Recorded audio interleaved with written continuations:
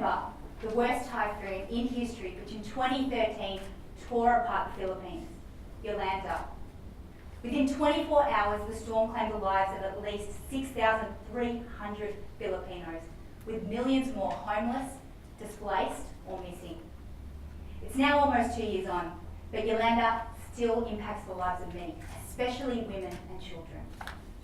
Lena is one of them. She remembers Yolanda vividly. Lena, her husband Marvin, and their 3 young children lived by the shore. Marvin, he worked seasonally on the fishing trawlers.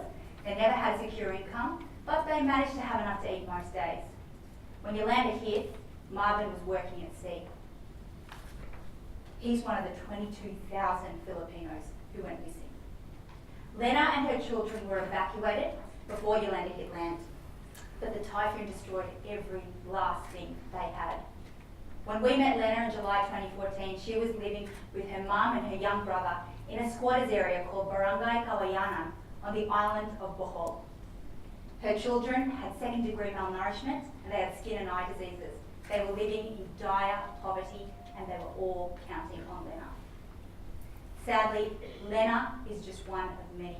After the short-term relief, for many of these women, the next question is, what next? How do I provide for my family? How can I feed my children? And in Lena's case, my mum and my brother. These women survive from day to day. You give them money and food, that will solve today's problems for them, but tomorrow they'll come up again. To solve their problems permanently, they need a way to earn sustainable income. And don't forget the ripple effect. When you invest in one woman, you don't invest just in her, but also in her entire family. And I'd go further and say her friends, the people she employs or works with, every single person that she's in contact with. It is proven to drive social change. But where can a woman like Lena go to be educated, trained, or supported? Enter Reledev. And we are an Australian NGO committed to alleviating poverty through REL, relief, ed, education, and dev, development. We believe that development through education is the key to alleviating poverty and bringing long-term relief to communities.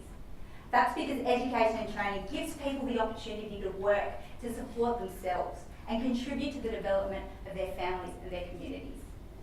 And Reledev also believes that it's just as important to teach them to do their work well, to take pride in it, to see it an opportunity to develop themselves and others, and through it to discover their own dignity.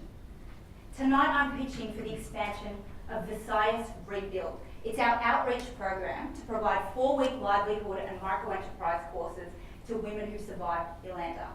And the secret to our effectiveness is that we partner with a specialist in-country and experienced NGO. It's called the Foundation for Professional Training. And that means that 90% of contributions go straight into the high-quality programs and that they're actually tailored around what works in the region. So in December 2014, Lena participated in Visayas Rebuild. Subjects that she undertook included financial literacy, basic community organisation, and home-based enterprise marketing. She also got access to microcredit finance to help start up her own baking business.